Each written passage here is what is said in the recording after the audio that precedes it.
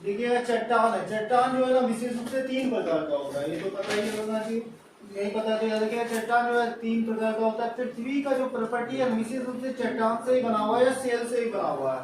अब ये जो सेल का विज्ञान जो है पेट्रोलॉजी कहलाता है, मतलब चट्टानों का जो अध्ययन किया जाता है उसको हम लोग क्या बोलते हैं, तो पेट्रोलॉजी कहलाता है। अब ये चट्टान जो है सॉफ्ट भी होता है, हार्ड भी है और बहुत सारा कलर में मिलेगा, कहीं कहीं डिफरेंट डिफरेंट कलर, लाल पीला हरा बहुत तरह का कलर में आता है भूरा। ये चट्टान जो होता है सॉफ्ट भी होता है, हार्ड भी होता है, डिफरेंट कलर भी है। अब चट्टान जो है 3 प्रकार का है, एक आग्नेय से, अवसादी या परतदारी से, या फिर रूपांतरी चट्टान। तो समझना आग्नेय से जो होता है वो क्या होता है, जैसे ज्वालामुखी विस्फोट किया और ज्वालामुखी विस्फोट करने के बाद जब बाहर निकलता है तो मैग्मा ठंडा हो जाता है।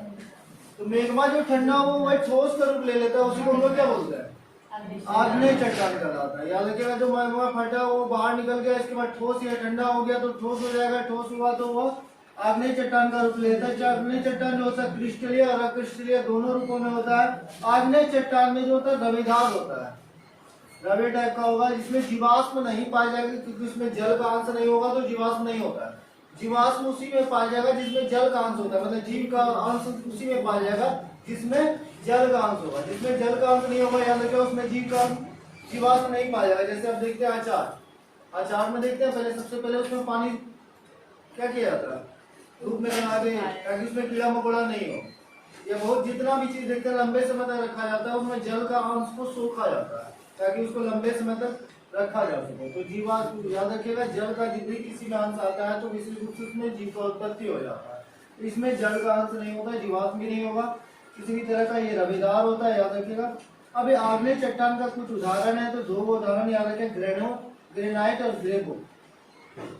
अब अवसादी और परतदार चट्टान क्या है समझिएगा, यही चट्टान में यदि आग्नेय चट्टान में यदि जल का अंश उसमें प्रवेश कर गया ना तो वह चट्टान जो होता है रूप बदलने लगता है, और रूप बदलेगा तो काफी हद तक उसमें बदलाव होने लगता है। अब बदलाव हुआ तो उसमें क्या हो जाएगा, जीव और वनस्पति का उत्पत्ति हो जाएगा। देखते हैं कभी किसी पहाड़ों में या कंदराओं में आप देखते होंगे पहाड़ में ही कहीं ना कहीं पेड़ पौधा पनप जाता है, या चट्टानों में ही कहीं ना कहीं जीव उत्पन्न हो जाता है, छोटा मोटा कीड़ा मकोड़ा है बहुत बड़ा। तो इसी स्थिति में याद रखिएगा वैसे चट्टान में होता है जहाँ पे चट्टान में जल का अंश प्रवेश कर गया, और प्रवेश करने के कारण क्या हुआ, जीव और वनस्पति का उत्पत्ति हो गया, और जीव का वनस्पति का उत्पत्ति हो जाता है। इसको अवसादी या परतदार चट्टान कहते हैं। ये जो होता है 50-75% के लैंड में जमीन पर मौजूद है। अब ये बलुआ पत्थर या चूना पत्थर जो अवसादी या परतदार चट्टान का उदाहरण है, याद रखिएगा।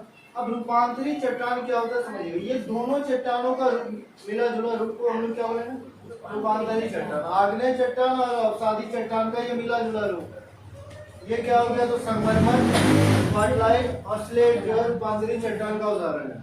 अब सारा ऑब्जेक्टिव के रूप से देखते हैं, पृथ्वी का प्रॉपर्टी किससे बना हुआ, तो सेल से बना हुआ है। सेलों का अध्ययन क्या कहलाता है, तो पेट्रोलॉजी कहलाता है। चट्टान किस रूप में होता है, तो हार्ड सॉफ्ट या अनेक कलर का होगा। चट्टान कितने प्रकार का है, तो 3 प्रकार का, आग्नेय, अवसादी और रूपांतरित चट्टान। आग्नेय चट्टान जो होता है मैग्मा, जो ज्वालामुखी विस्फोट होने के कारण मैग्मा ठंडा और ठोस होता है तो आग्नेय चट्टान का रूप ले लेता है। आग्नेय चट्टान होता है क्रिस्टलीय अक्रिस्टलीय दोनों होगा। आग्नेय चट्टान होता है रवेदार होता है, इसमें जीवाश्म नहीं होगा, वनस्पति नहीं होगा। आग्नेय चट्टान में ग्रेनाइट और ग्रेबो जो इसका उदाहरण। अवसादी चट्टान में होता है, इसमें चट्टानों में जब जल का अंश प्रवेश कर जाता है तो इसमें जीव और वनस्पति का उत्पत्ति हो जाता है। ये भारत में 75% जमीन पे किस प्रकार का चट्टान है, तो अवसादी है, परतदारी चट्टान है, जैसे बलुआ पत्थर या फिर चूना पत्थर। रूपांतरित चट्टान जो है आग्नेय और अवसादी दोनों का रूपों का मिला जुला रूप है, उसी को हम लोग क्या बोलेंगे, रूपांतरित चट्टान। अब यहाँ पे रूपांतरित चट्टान में कुछ उदाहरण है, संगमरमर, क्वार्टलाइट और स्लेट, ये सब रूपांतरित चट्टान का उदाहरण। अब यहाँ पढ़ने आ रहा है अगला टॉपिक। अगला टॉपिक समझना वायुमंडल। वायुमंडल क्या है, तो गैसों का मिश्रण। जैसे हम ऊपर वातावरण में देखने को दिख रहा है लेकिन फिर भी गैस है। अब वो गैस जो है बहुत अनेक रूपों में मौजूद है, खास तौर पर उसमें ज्यादा मात्रा में क्या है, तो नाइट्रोजन। तो याद रखना सबसे ज्यादा मात्रा में पहले तो वायुमंडल किसको बोलते हैं, तो गैसों के मिश्रण को बोलते हैं। वायुमंडल में सबसे अधिक मात्रा में नाइट्रोजन, ऑक्सीजन और कार्बन डाइऑक्साइड, ये सब गैसों का मात्रा है। और कार्बन डाइऑक्साइड एक ऐसा गैस है ना जो हानिकारक भी है और लाभदायक भी है।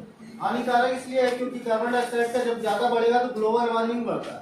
अब ग्लोबल वार्मिंग बढ़ेगा तो गर्मी बढ़ेगा, गर्मी बढ़ेगा तो ज्यादा हानिकारक होगा जीव जंतु वनस्पति के लिए, तो कार्बन डाइऑक्साइड हानिकारक है। और लाभदायक इसलिए है कि कार्बन डाइऑक्साइड नहीं रहेगा तो फिर पेड़ पौधा अपना सांस कैसे लेगा, उत्पत्ति कैसे करेगा, अपना प्रक्रिया कैसे बढ़ाएगा। तो पेड़ पौधा कार्बन डाइऑक्साइड लेता है और ऑक्सीजन छोड़ता है, इसलिए कार्बन डाइऑक्साइड लाभदायक भी है और हानिकारक भी है, देखिएगा। और सबसे अधिक मात्रा में नाइट्रोजन है जो 78% है। अब वायुमंडल को 5 भागों में बांटा गया है। सबसे निचला भाग कहलाता है ध्रुवमंडल, उसके ऊपर वाला भाग सप्ताह मंडल, उसके ऊपर वाला भाग मध्यमंडल, उसके ऊपर वाला भाग आयनमंडल, उसके ऊपर वाला भाग बहिर्मंडल, उसी के ऊपर वाला भाग क्या कहलाएगा, वायुमंडल। वायुमंडल का ये 5 अवस्था है। वायुमंडल का याद रखिएगा, ऐसे नहीं मान लीजिए ये वायुमंडल है। अब ये मान लो नीचे से 15 किलोमीटर तक क्या है तो ध्रुवमंडल है, उसके आगे बढ़िएगा तो 50 से 45 किलोमीटर तक क्या है तो समताप मंडल है, आगे बढ़ेगा तो यहाँ पे क्या है तो मध्यमंडल है,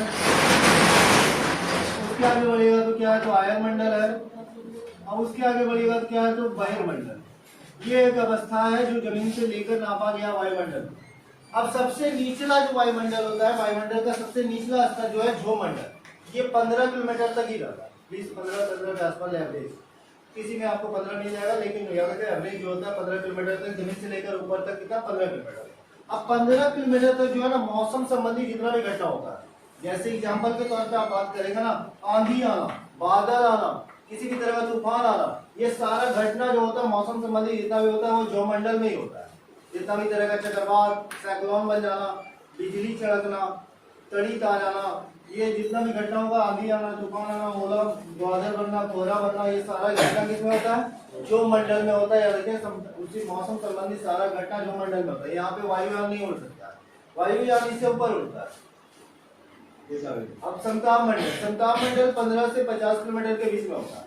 समताप मंडल में 2 चीज याद रखें इंपॉर्टेंस है, जो ओजोन परत समताप मंडल में ही पाया जाता है, जहाँ पे ओजोन परत क्या करती है तो आपको पता ही है, ओजोन का ऑक्सीजन का 3 अणु मिलकर ओजोन का निर्माण करता है।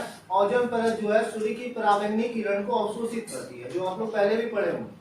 तो ये सूर्य की पराबैंगनी किरण को अवशोषित करने में काफी सहायता होता है, जिसके कारण ग्लोबल वार्मिंग कम होता है। अब समताप मंडल में ही सारा चीज होता है जो आप देखते हैं, वायुयान उड़ना, जेट विमान उड़ना या किसी भी तरह का प्लेन उड़ना, ये सारा किसमें होता है तो समताप मंडल में होता है। आगे बढ़ेगा मध्यमंडल में, उससे आगे बढ़ेगा आयनमंडल। आयनमंडल जो है जितना भी तरह का आपका मोबाइल, टीवी, जो सैटेलाइट के थ्रू काम होता है, वो सारा घटना या रेडियो तरंग संचार, ध्रुवीय प्रकाश कहाँ पाया जाता है तो आयनमंडल में पाया जाता है। ये विषुवत रेखा से 36,000 किलोमीटर ऊपर है। विषुवत रेखा तो पता ही है पृथ्वी का इक्वेटोरियल लाइन, तो उससे 36,000 किलोमीटर की ऊंचाई में स्थित है। अब इसमें कुछ लगता है तो पूछ सकता है।